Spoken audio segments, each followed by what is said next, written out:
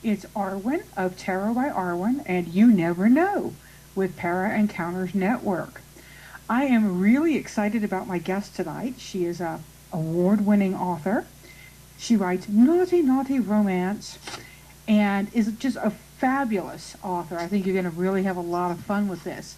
Of course, before we start, I'm going to go ahead and do this week's Taroscopes. I read with Lisa Hunt's Ghosts and Spirit Tarot. If you don't have a copy of the Ghosts and Spirits by Lisa Hunt, you really probably want to go grab one. It's very lyrical. It's her typical watercolor, very flowing artwork with these macabre ghost spirit images, and it just flips me out. It's a great deck to read with.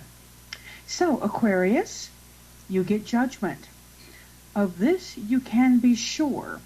There are no favorites. You are as loved as the next. Transcend petty jealousy to rise up. Pisces, you get the Knight of Wands. Trust in your mind. Don't give in to little fears. Bene Gesserit Litany is your shield. Focus living with passion. And if you're not familiar with that Bene Gesserit Litany, look up Dune and Frank Herbert. Aries, you get the Chariot. Where we go, why, wherever you actively decide on going. Action must be taken or opportunity will zoom by you. You see that? Zoom. Seize it. Taurus, you get the King of Swords. So many ideas, you might think your head will explode. Focus is your friend, so write them all down, then back to the task at hand. Gemini, you get the High Priestess. Intuition is good, but make sure you are listening. Second guessing your own inner voice comes at a price. Mysteries are revealed this week. Cancer, you get the Eight of Cups. Once you're committed to letting go, set your heart and face forward. Looking back won't help. This is you leaving that unhappy past. Leo, the Five of Wands. Make sure the need to win doesn't drive you to rash actions. Sometimes it's a better choice. It isn't all about you. I know. Virgo, you get Death. Now is a time of change. By embracing it, you soar. Fight it and lose anyway. Try welcoming this change with an open heart. Libra, you get the Emperor. What do you rule? What do you not rule? Answer those honestly if you want peace this week and beyond. Stop controlling what you can't. Hey Scorpio, you get the Eight of Pentacles. Projects lead to riches. New friends, new interests, new horizons. Dive into creation this week. Show off your skills. Sagittarius, you get a Six of Swords. Bravery wins. Face fear squarely to reclaim your rewards. Mind over matter matters. Your focus wins or loses. And last but not least, Capricorn, you get the Queen of Wands. Wisdom isn't aged, nor vice versa. Don't be afraid to think foolish thoughts. Mind play can refresh you. Try a crossword puzzle. So y'all, thank you so much for joining us on You Never Know. This is Cinco de Mayo. So happy Cinco de Mayo to those of you who celebrate this Mexican Day of Independence and hard-fought battles. As many people know and some don't know, it is not simply a day to eat Mexican food. It's actually it's more like a 4th of July, and you may want to look up why it's celebrated, just to make sure you're being appropriate. And we all want to be appropriate. Now let's talk, speaking of appropriate, I can't think of a more inappropriate girl than our Lex Valentine. Lex is naughty. She says she's been writing since she could hold a pencil. And she shares on her blog that she posted little bits of her own work on her personal blog called Sunlight Sucks. Great name, Lex. And a multi-published author by the name of Jennifer Leland told her she needed to submit. Well, that got her a contract in October in 2008.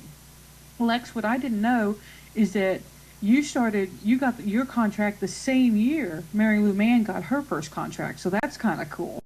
So we've been published about the same amount of years, but you have outpaced us in terms of your writing. How many books do you have out, woman? I don't know. I stepped on the dog, y'all. I'm sorry. That's all right. If you hear my background noise, is probably going to be one of the quote unquote babies who are all furry cats. I have one sitting really close. No I'm worries. trying to get him to back off, but he won't. No, not a problem. So how many books do you have out?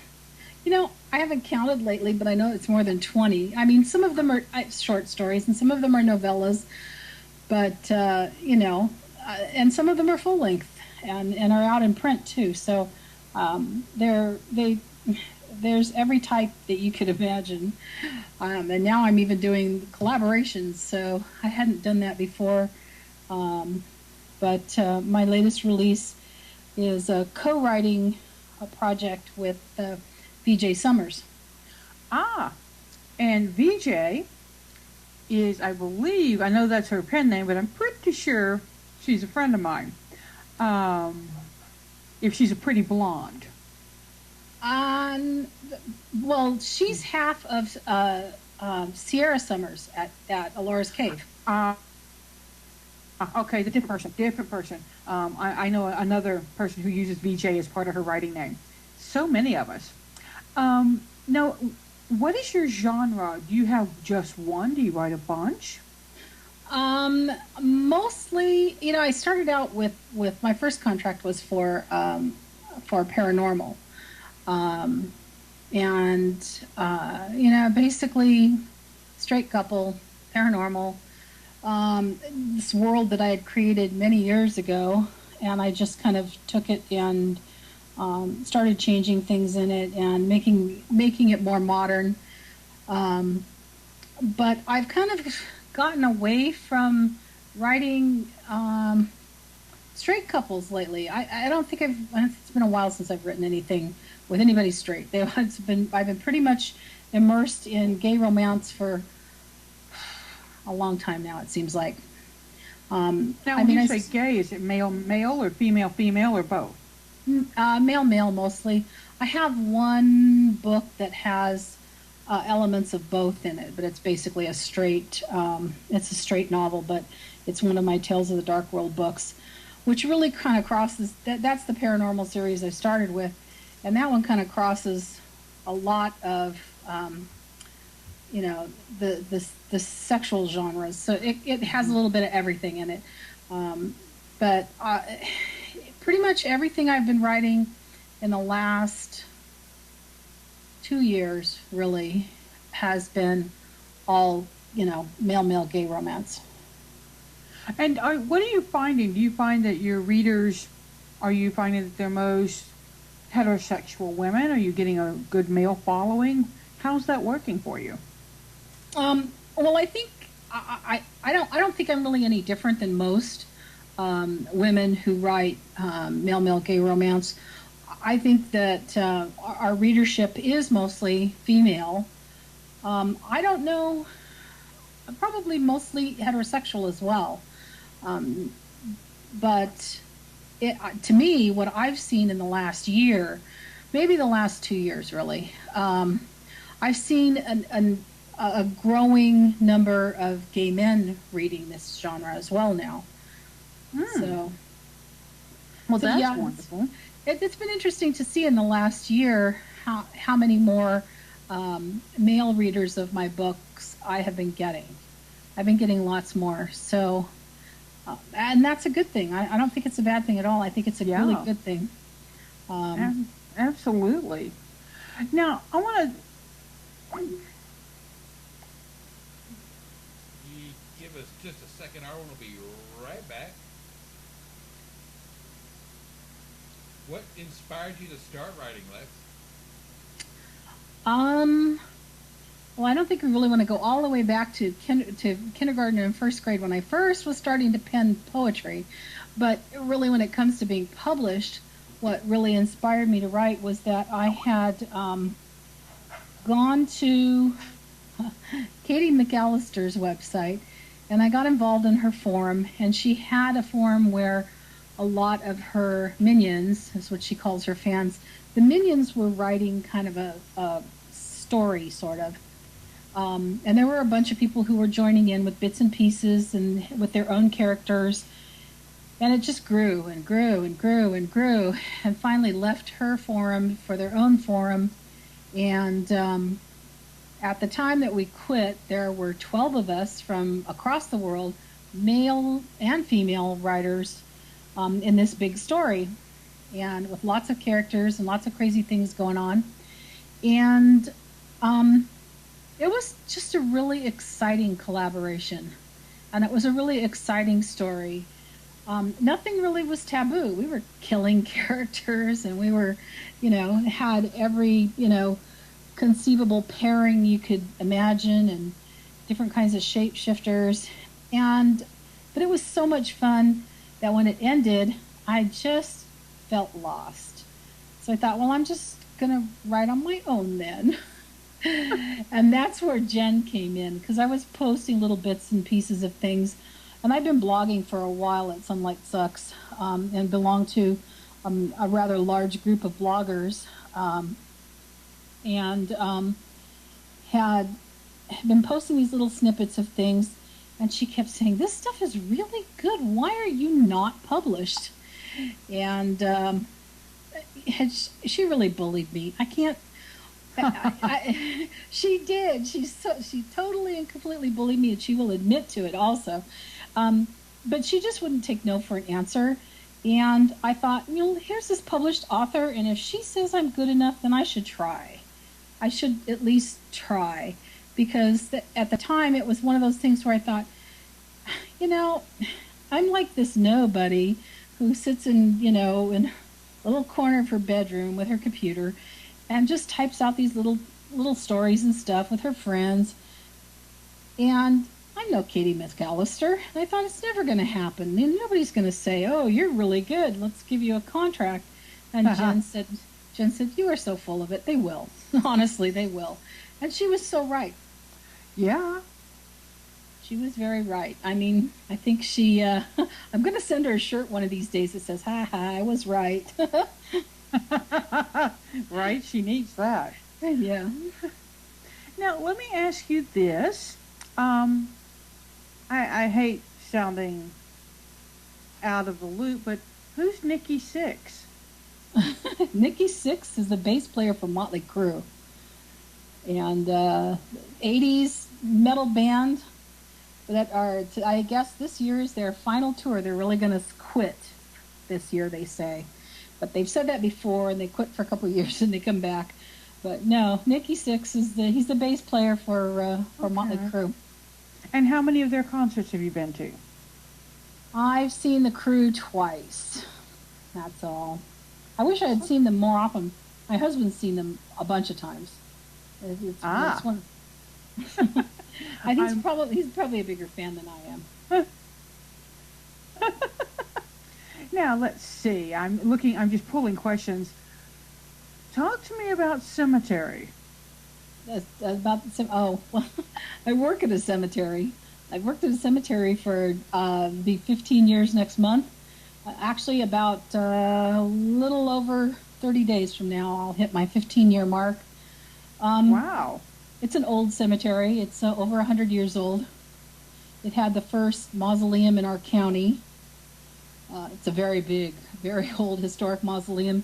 It has these very echoing corridors where they actually filmed, they didn't film it, but they did the audio for a portion of the Ten Commandments inside that mausoleum, where Charlton Heston is standing with the Ten Commandments, and his voice is echoing, and it's very big sounding. They actually recorded that in the mausoleum where I work.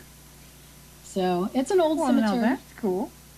Yeah, I don't have any really cool job there. I can't say that, I see caskets every day, but usually they're empty. Because they're coming in from the truck. Because usually when I see them is when they're coming in from the casket company, and they're coming in the back door. and they're shuffling them. They're shuffling them into the freight elevator. But I don't really have a very interesting job there. I'm the network administrator. I'm the only computer person they have on staff.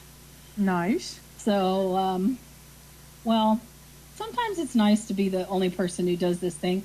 There are times when it's not really nice, like on Friday when I wasn't feeling good and I had to go have a chest x-ray and my email was exploding because everybody needed something. Yeah. They never need it when you're right there handy. Well, I have that too. I have a constant parade. The HR manager's office is right across from where I sit, and she says, "Man, nobody ever leaves you alone." It's a constant parade of people to my desk. Mm-hmm. So. Well, now, do you have any paranormal experiences from working there, or just pretty much your normal 8 to 5? Yeah, it's pretty much normal. I don't see. We've had people who swear that they have seen a ghost. We supposedly have a ghost called the Green Lady, but it's just a legend. It's an urban legend, and I have never seen anything. There are a number of people who say that they've seen things, but I probably have never seen anything because I'm really not a believer. Now, my husband he's a little more superstitious and stuff like that, and so he gets a little creeped out. And he wonders if he sees stuff. But about the worst thing I've ever seen is Rocky the squirrel, who he gets hand-fed by the staff, and if you don't feed him, he chases you. So they were calling him the demon squirrel for a while, and that's pretty much the only thing out of the ordinary that I've seen there. You better pack some peanuts, babe. I don't go out that door. I go out the kitchen door where he doesn't go over there. What do you think? Let's just talk plot and put your thinking cap on and tell me what you think out of the 20 or so novels that you have or more. Which one, and I won't ask you which one is your favorite because that's like asking a mom who's her favorite kid, but which one of the plots gave you the most trouble? Which one was the one that made you want to kick it across the floor and have to go pick it back up to try it again? No, it's like every other one, I think. No, honestly, I have to say that the plot that gave me the most trouble was really my football book.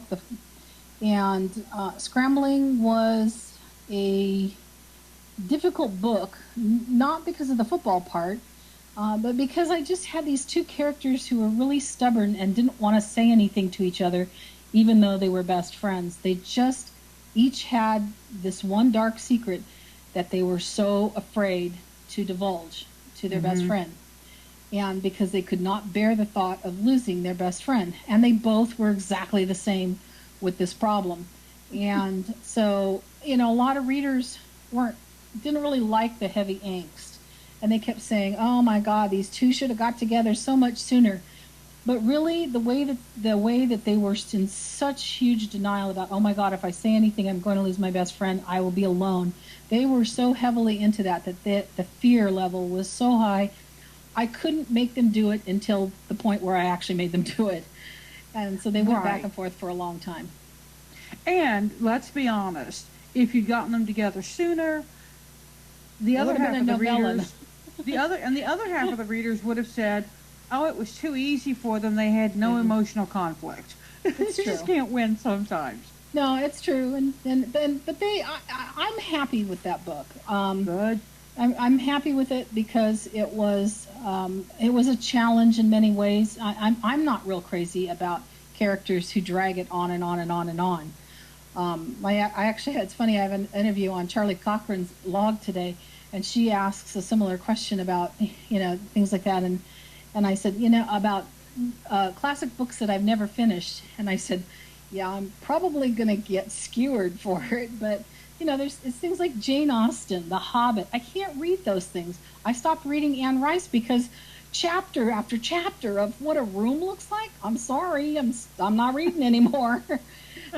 Oh, and I love the descriptions. I mean, just love them. We have one book that one of the reviewers actually said that our setting was almost like another character. I think they meant it in a nice way. Um, what about series? Are you into series? Do you like writing series? Do you like standalones? What's your preference? I know you talked about your world with the paranormal. I'm much better with a series than I am with a standalone. Because one of the things that I think reviewers of my books are pretty unanimous about is that I always have a cast of characters that are hugely interesting. The supporting cast is always really interesting. And so they always say things that spark more plot bunnies in my head. Yes. And I cannot get away from series. I mean, I'm lucky that they're really popular right now. So everybody wants a series to read. But sometimes I can't let characters go. They're just kind of too cool, you know? They deserve their own page. Now, what about, do you write about the same couples in subsequent books and expand their story or extend their story? Or do you go to a new couple for the next book in the series? What I've done up until this new thing that with VJ, up to this point, they have all been, each book has focused on a different couple. With the you know the couples from previous books becoming the supporting characters, and other supporting characters who are single getting their own story. Mm-hmm. So, and that's worked really well for me in the two series that I've done. The Tales of the Dark World being my big paranormal one, and then I have a gay BDSM series that's 2.5 books in, and I'm working on the third now. So I have it's 2 novellas and a short story, and each one of those is a separate couple. But I do have this new thing that I'm doing with VJ is the same couple. We're going to carry them through all their adventures and them getting together and all their issues and their past coming back to haunt them, and just their ups and downs. Kind of a new thing for me, because the only other time I've done this, and I did it really short, is I have a trilogy plotted. I have the first 2 novellas are out, and that's Afterburner and Breath of Heaven, which is my Air Force pilots. And I carry them over through 3 novellas, and it's just because of the arc of their, not really their relationship, but really more, I think, the relationship of the other people in the world around them, because they start out in the very beginning with Don't Ask, Don't Tell. And they move from there to the second story, which is about them getting children, because one of the characters has a sibling who's lost his spouse, and he's a professional hockey player. He has kids he can't care for. So he gives them to his brother to take care of. And so it's not really so much their relationship as what happens with the secondary characters that impact their relationship. The third one, which I haven't, it's plotted, and I've only got it about halfway finished, has to do with things changing in the world and the end of the space program, the space shuttle program, and the new opportunities that NASA has. And they come calling, and they knock on the door, and they ask for Ryder Beckett. And so he has an opportunity to go work for NASA. And so that's the third one. So it's kind of about how the world has changed from the Don't Ask, Don't Tell, and how it's impacted their world and other things that happen. The middle story is a Christmas one, which is why there's kids in it. But it's kind of really how things that could happen to any Air Force pilot, really. Yeah. And now, speaking of Lieutenant Colonel Beckett, I believe it was a lieutenant colonel. Is that not correct?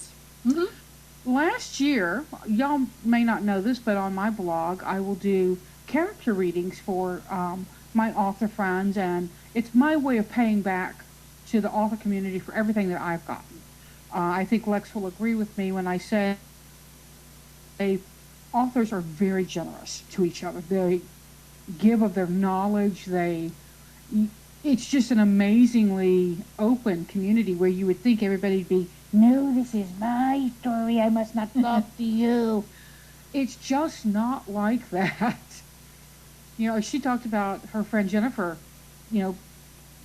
badgering her to get something out there and get it published. But, and so I did a reading for one of Lex's characters. And when I do readings for characters, this is what I tell the author. I say I want the name and the genre. That's it. I don't get blurb, excerpt, backstory, nothing. And then I do a reading for it. Now, I remember reading for her character. I don't remember the reading. Lex, can you talk a little bit about that? Was I accurate in the reading, or? I think so. Because kind of in my head, I'd always seen Ryder as kind of a Cancer home and hearth kind of guy. And that's the arc of his personal story, is that he has a father who turns his back on him because he's gay. And his mother loves him, but his mother will not go against his father. So when she talks to him, it's when his dad's never around, so his dad doesn't know that she's talked to him. On the other side, the flip side of that coin is his brother, who was fiercely protective of him,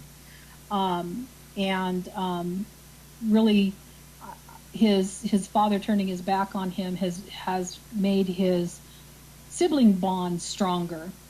But it also, he's very much a family person who's been disconnected from family. And he meets a man who has this huge extended Italian family where everybody, you bring your boyfriend around, they want to know his background and everything, and then he becomes part of the family. And they are very protective of him as well. And so he's gained all the things that he lost, and he's gained them, tenfold or more. And he's one of those people who is very paternal. He's very protective of the children in the family, and he's the one who pushes for kids. It's not his spouse, but he's the one who pushes for kids. Okay. And his spouse is the one who is coming from the big family. Is like, oh, do we have to? Kind of look how many kids are already around, and he's reluctant. He's reluctant at first, but Ryder's really he's like a, I don't know, if he were a girl, he would be an Earth mother, definitely. So I think I think you did kind of hit on that, because he does really come across as the family type. I always see him as a Cancer, because I always think of him as very much like my mother when it comes to family. Okay. Well, I know that I love doing those readings because it's just invariably a lot of fun. So one of the things we were going to do is we were going to do a reading for one of your characters. So what I need to know is the name of the character, and then we'll just start the reading. I was thinking we could probably use my character from Partners. His name is Travis Wilder. Okay, and do you know Travis's birth date or birth sign by any chance? I kind of see him. I kind of see him as a Capricorn. Okay, so a hard worker after. Social. He buys quality. He doesn't buy quantity. So let me. The first question then for Travis is, how do you see people around you? And let me go ahead and get the cards cut, and then we'll just get started. And what I'll ask Lex to do, y'all, is to respond to it as though she were her character. So rather than her speaking and saying, well, Travis would say, she's going to speak, I think, blah, blah. So as it was a, wow, let me put my teeth back in. So it would be as if Travis were sitting with me. So Travis, how do people see you? How do you see the people around you? You see them as seekers, as searchers, as people who really don't have a goal so much as, I think that sometimes you think other people need more guidance. You see them a little lost, maybe? What's going on with that? Because that's the Fool, and that's about taking risks, thinking things through and jumping into things. You got somebody around you who is jumping a little faster than you like? That would be Ian, because Ian Hawke is very much, he leaps before he looks, and he's very volatile, and where Travis is always putting the brakes on, always thinking, always planning, and he doesn't ever do anything without thinking it through first. So this person's a little stressful in Travis's life. Very stressful to Travis. Now, how is Travis seen by the people around him? Travis is. I've got the card. I'm laughing because we have the youth, young, the flighty fool, and then we have the very serious elder of air. This is the man of thought. He thinks about everything. He analyzes. He overanalyzes. So there's kind of a push me, pull you going on here of one person going, "Oh God, could you please just plan?" And the other one go, "Have you ever heard the word spontaneity?" That's these two guys, definitely. That's Travis and Ian, and honestly, that Travis he's very serious about his work. Very, very, very, very serious about his work. And the other agents, they make fun of him, and they have a nickname for him, and they pick on him because he's very much doesn't show them anything. He doesn't really give them any food in terms of, they pick on him, he gives them no reaction. And even though what they say bothers him, but he doesn't give them any reaction. He doesn't give them any more fuel for, their taunts. Yeah. He's very much a loner, although he's not really happy with that either, but he thinks that's the way he has to be. And he's in his head more than he needs to be. That's what the elder of air, the king of air, is often about, is being too much up here and a little too black and white about things. He's not real good with the grays of life. No, Travis isn't. So very not. Yeah. Now, the next card is what? And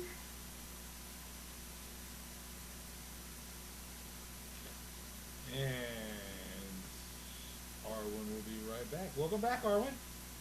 Thank you so much. We're having fun with Skype tonight. I love technology. Not. So we'll wait for Lex to get back on. She is. I'm here.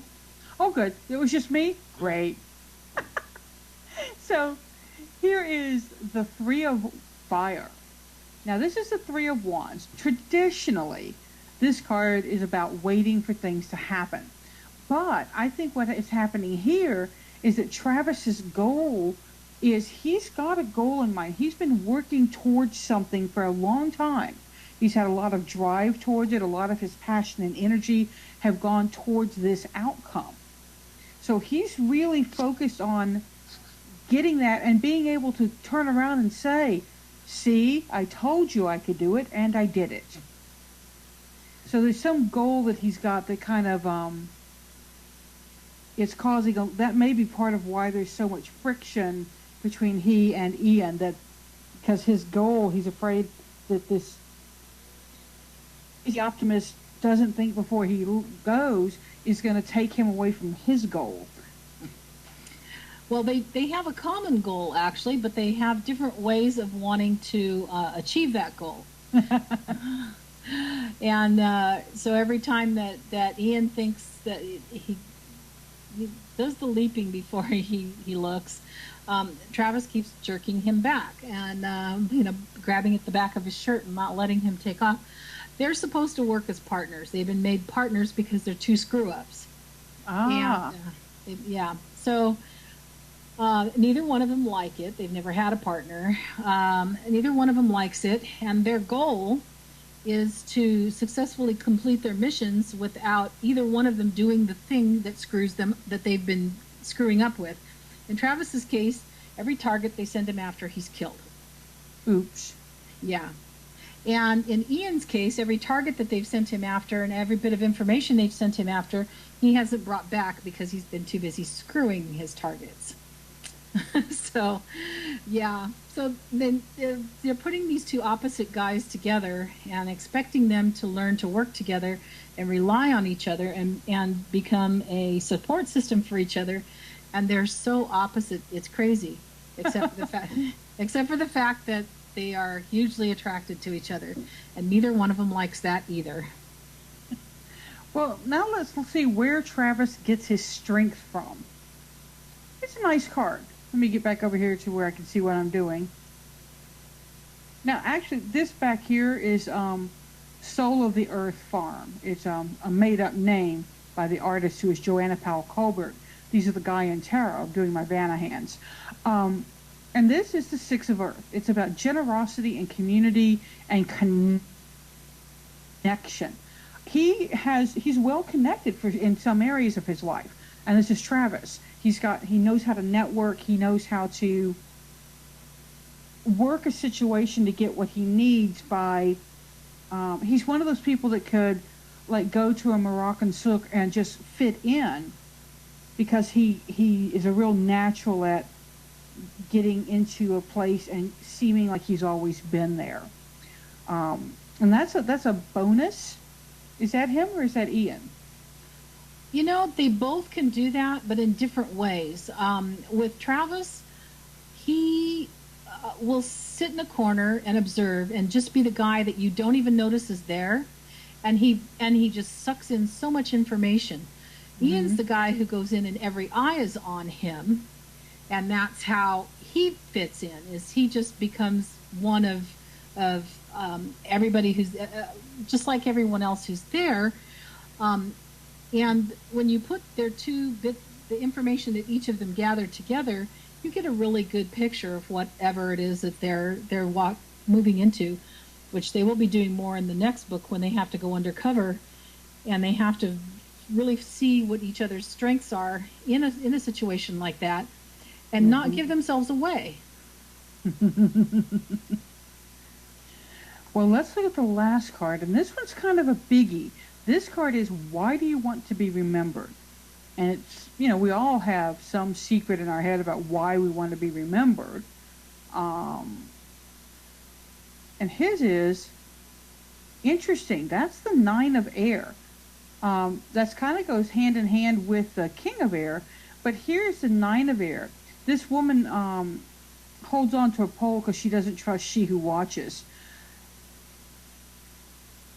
He wants to be remembered for making the right decisions. He wants to be remembered for his mental restraint and his mental... I don't know if... Not focus, but guidance. The way he guides his thoughts. The way he doesn't let his thoughts control him. I think maybe that's the key piece of this. So he doesn't want to be seen as somebody who... has let passion make choices for him, and that seems to be important to him. That's very probably true, especially with Ian, because in the past he has let passion rule him, and to his detriment, and it's led him to become who he is, because he shut a lot of people and a lot of things out. And he's accomplished more as a person by turning his back on the things that he was, the way he was when he was younger, when he was emotional and ruled by his passions. And he's just accomplished more in his life and in the military by being the guy who isn't ever ruled by his passions. So... it's tough for him, because now he's got somebody in front of him who really batters at those doors. Yeah, and that's difficult. When you've got somebody, a character, and you're like, hey, pay attention to me. So, well, it sounds like a fun book. Now, is this book already out? Is it being released? Where can people find Partners? Partners, Shadows and Kink 1 is already out. You can find it at Amazon, ARE and Barnes and Nobles. It's written by myself and VJ Summers. VJ writes Ian, and I write Travis. And we somehow managed to get it all dovetailed together to the extent that when Kate Douglas read it, she said, I can't tell who's writing, who's writing which character. You guys did a really great job of, melding your styles and your voice with this story. I thought that was probably the best compliment I've ever got from any book that anybody's ever read of mine. I was, how can you not fangirl Kate Douglas anyway? But, so it was really an honor for her to read it, and the comments she made about it were really just, I think, made VG and I a little more happy than just your ordinary review would have, because. Well, yeah. Well, your it's one thing when it's your peers, and then it's another when it's your peers who are like so beyond where you are as a writer. For somebody to really like something and understand what you wrote and have such really nice things to say about it. So, yeah. With her endorsement of Partners and the series, she's asked to read the next one already. So, well, that's awesome. Yeah, and so we're really excited to launch this series with Partners and give people this first look at Travis and Ian and the beginnings of their relationship. And we hope to make this get beyond. I mean, I think we've only thought as far as 3 books so far, 3 novellas so far, but it's our hope that the fans will embrace these characters and just keep us pumped and excited to give more. And that is always hoping. Please just like what I have just written. Kay and I, we've been friends for mumbly years. Kay turns 53 tomorrow. I can say that because I'm older than her. But we have been writing together, and the way we write together is she'll write something and send it to me. I read, edit, comment what she wrote, and then continue writing. Then she takes it and looks at what I wrote, and she accepts, rejects, fills in what she did, and then she does the same to my writing, and again edits, fills in, comments, and then writes more. So we tend to, by the time we get to the end of the book, we have a pretty clean first draft. How was your first draft writing? Did you find? I think it helps that I had in middle school I had a grammar Nazi for an English teacher. I was in the GATE program, so in middle school and high school, and she was Mrs. Hodgins was really tough, and I hated her. She was worse than the devil, but. Years later, when I was writing, I was, on my knees thanking God for Mrs. Hodgins because I write pretty clean. And then VJ edits, so she writes fairly clean, but we clean each other up. I think the way you were describing your collaboration with your writing partner is very much the way that VJ writes with Sierra. Eek! Very similar. Sorry. Oh, there you are. Yeah, I was saying that VJ writes very much with Sierra writes very much the way you and your writing partner do. With VJ and I, it's a little different. And I write really clean because I did have the grammar Nazi for a teacher, and VJ edits. So we clean each other up as we go. And the final draft, first draft was uber clean, really clean. Yeah. And then I did my final pass, which is where I do this with everything I write pretty much. I leave it alone for like a week. I don't look at it. I try not to think about it. None of that stuff. And then what I do is I save it as a PDF so it looks really different than a Word document. And I sit there and read it, and every time I see something that needs to be changed, I just make a note on a sticky note, and I'm lucky that I didn't go through more than maybe 2 or 3 sticky notes. I filled them up with little things that I wanted to change in the document, but we were pretty clean by the time I got to the end. But we definitely write differently than she does with Sierra and the way you do with your partner, because we each took a character and we'll write a chapter. And then, for instance, if I started, so I sent the first chapter to her. She made changes. Mostly the changes tend to be the other character's dialogue and actions. She really made Ian her own. He has a habit of saying, "Excuse me," which I would never have thought to say. I mean, I wouldn't have thought that. So I think that helps a lot. It's good to understand the other character, but I think we give it a little more depth because we're really focusing, each one of us is really only focusing on the one. So I think it makes it, I think it gives a little bit more of a different dynamic. And I've been really happy with it because I don't think I could really do a collaboration the other way so much. I think I would probably have trouble with it, honestly. And Kay and I think because of the way we used to tell each other stories when we were in high school. We would make up stories about different characters.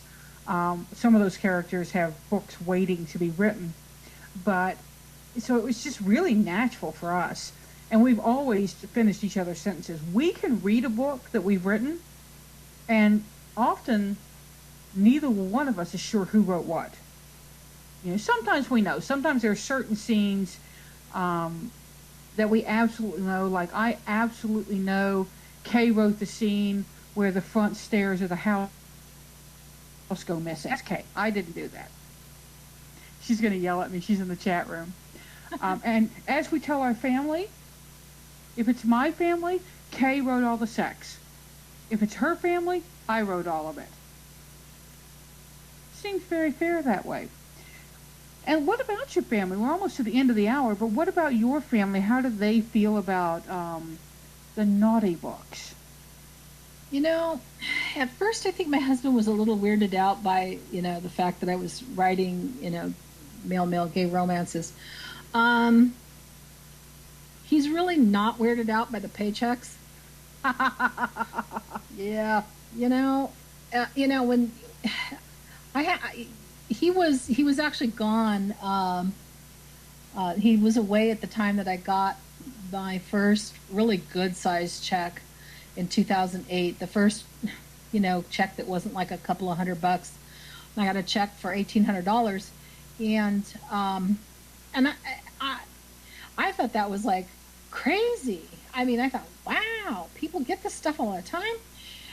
And then when the first book I ever self-published was a Christmas novella, the first of the Souls in Bondage books.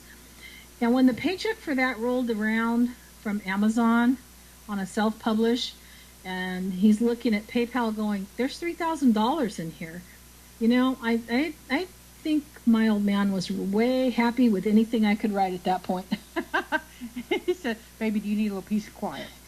Yeah, and it's funny because he knows when all of my royalties are coming in, and it's like he looks at the calendar and he'll go, cave check this week. And so he pretty much knows when. So this morning he was saying, he goes, we didn't get paid from ARE yet, did we? He goes, well, they got another 15 days. So he knows when stuff's coming in. And is he an earth sign? He actually just had his birthday. He's a Taurus. His birthday was the 3rd. Earth sign. Yeah, his birthday. Yeah. Yeah, so he's a good match for me. I'm the Scorpio born on Halloween, so. Oh, yeah. I've got a Scorpio moon. I tell people I'm a Pisces sun, Aquarius rising, and a Scorpio moon, a.k.a. a flaky, emotional bitch. I have a sister who's done tarot for, years and years and years and years. She used to make a living in the San Fernando Valley, just doing charts and tarot. Yep. And I don't really remember all the bits and pieces of the chart she did for me, but I remember that my moon is Capricorn. I've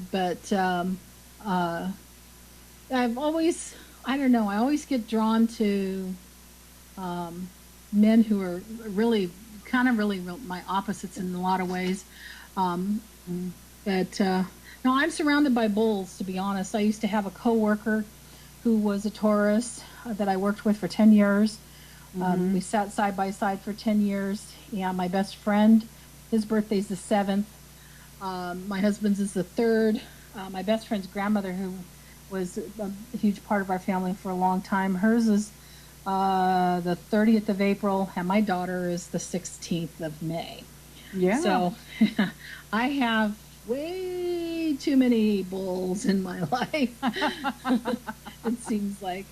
But now, actually, at home now, it's just me and my husband now. My daughter's almost 25, so she actually stays with her dad, and because he had an injury, and so she's been taking care of him, learning how to be a caregiver, which is a whole new thing for her.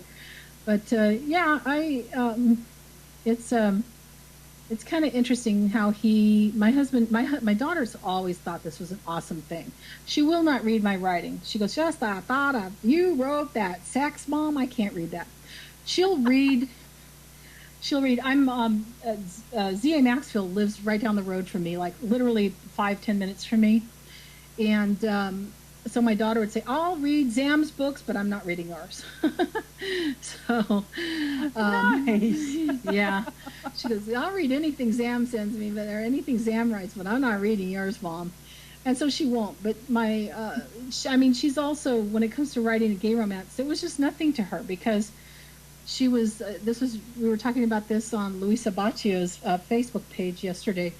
The kids today, my daughter was reading manga and getting into yaoi like in middle school, and so me writing gay romances to her is no big deal.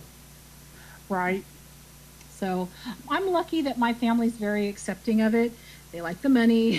they don't mind it at all. They think it's great. At work, I'm lucky that I don't have to hide what I do.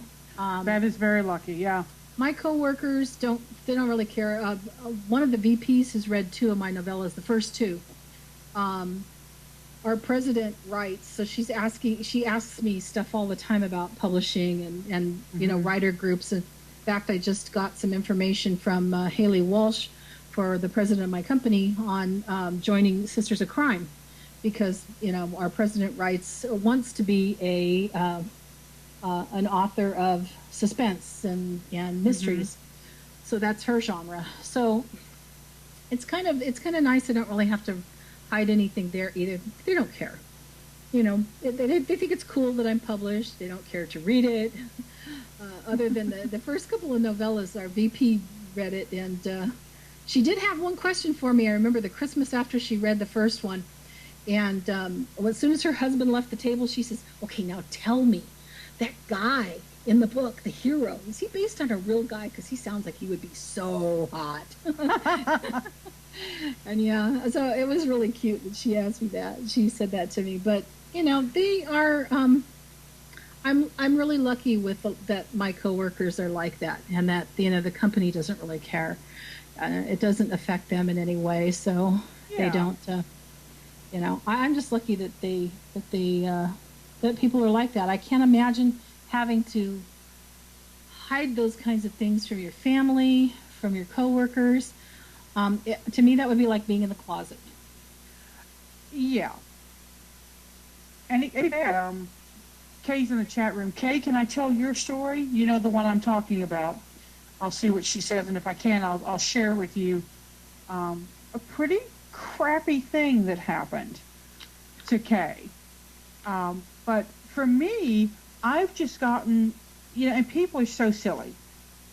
You write bodice rippers? No, I hate that term. It's so 1980s. I want to just smack people when they say it. Kay says that I can tell her story. Kay was, her father was a minister. He was an Episcopal, then he was a Anglican priest. And he died Easter 3, 4, I don't remember how many years ago. But it's been a while since we lost him. He was my other father, so I love the man. But she was approached by members of the church who said they had discovered that she wrote about bestiality, which we don't. And the new minister said he had read some of the books, and they literally said that if she wanted to continue to be a member of the church that her father had been pastor at, she needed to stop writing those books and write something more. I don't remember what the term was, but it was not erotic romance and paranormal shifters.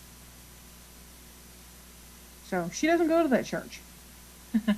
It's really sad, but I have heard stories like that before. You just got to wonder, we all said that she should say thank you for spending money on us. And I don't know about your Tauruses, but when my Taurus gets mad, and like I said, Kay and I have known each other since we were in high school. I mean, I'm the great aunt to her granddaughter and the aunt to her daughter. But she was crying. And this is a very dangerous sign when a Taurus that I know goes into that so angry there are tears. Somebody's going to get hurt. So, but yeah, it was a really unpleasant experience. I don't think that I've ever had any more than the do you practice the sex scenes? And now that we've got the wonderful Sunday morning, is it Desiree that did the Sunday morning did a piece on Alora's Cave, and they interviewed it's Desiree Holt. Yeah, they interviewed Desiree Holt, and she's showing off her Barbie dolls and how she poses them for the menages so she knows where bits and pieces are. I was in tears. I was laughing so hard.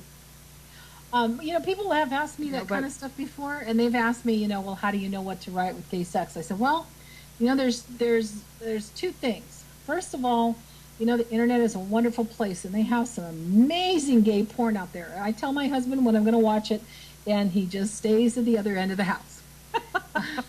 He doesn't want my old cell phone either, because he knows that when I went to GRL, I put gay porn on there. So he doesn't want that. Even though I wiped everything out, he still doesn't want that phone. The other thing is, I'm lucky that I have, I have a couple of friends who are gay, and that I've known a really long time, and I could pretty much say anything to or ask any question of. And so I don't have any worries on that part. When it comes to writing the het sex, I don't need Barbie and Ken. I will say that if you're going to really call me a naughty girl, I've really been a really naughty girl. I have a checkered past. And Kay just shared. Kay shared that she told the interviewer she used to have more Barbies, but she broke one's arm or leg off when she was trying to pose them. And you have to see her to understand why it's so funny. She looks like just a grandma. She's got silver hair. She's a little round. She's kind of like me. Not this little teeny tiny thing. And she just has this sweet, innocent little face while she's talking about sex. And writes some of the hottest novels. Yeah. We're in an anthology with her because she wrote for the, I think she wrote for the 1-800-DOM series. But, so that was pretty exciting for us. We're like, yes, we're in a book with Desiree. But Lex, tell people where they can find you. Where's the easiest place to hook up with you? No, not hook up. It depends on what they look like. I was at the ER on Friday, and I got an eye full of paramedics walking by, and I told the nurse, I go, man, you must have a hard time working here. She says, why is that? I go, look at the eye candy. It's like every one of those paramedics that walks by looks like he belongs on Chippendales calendar. She goes, you know what? I have noticed that they are all really beautiful 20-something men. She goes, they're awesome to look at. She says, and then the really good thing is they are all nice men too. So that always makes it nice. The easiest way to find me really is Facebook. That's probably where I hang out now. I used to be a Twitter idiot back when Twitter first started, and I kind of got burned out on it at the time that authors were actually starting to pick it up. So it's like, most of my tweets are pretty much programmed. They hit they hit my feed, my Twitter account from other places mostly. I don't really sit on Twitter and talk anymore because 140 characters, man, I kind of been there, done that, and I'm kind of over it. So I actually back then I was all Twitter and no Facebook, and now it's the other way around. So Facebook is really a good place to find me if you want to talk to me. I do check. I get a lot of email. I get some fan mail.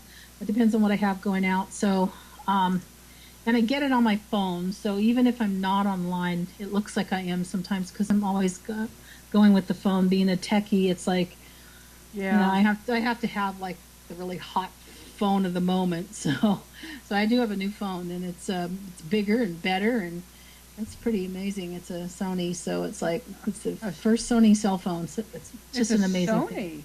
Yeah, it's a Sony phone. It's actually it has a feature where you can actually, if you have a Sony smart TV, you can connect them. But I don't understand why I would want to do anything from my phone on my TV. Haven't figured that part out yet, but they do let you do that. Yeah. You can connect the phone with pretty much anything else at Sony. So they can find me at Facebook. They can email me, Lex at Lex Valentine.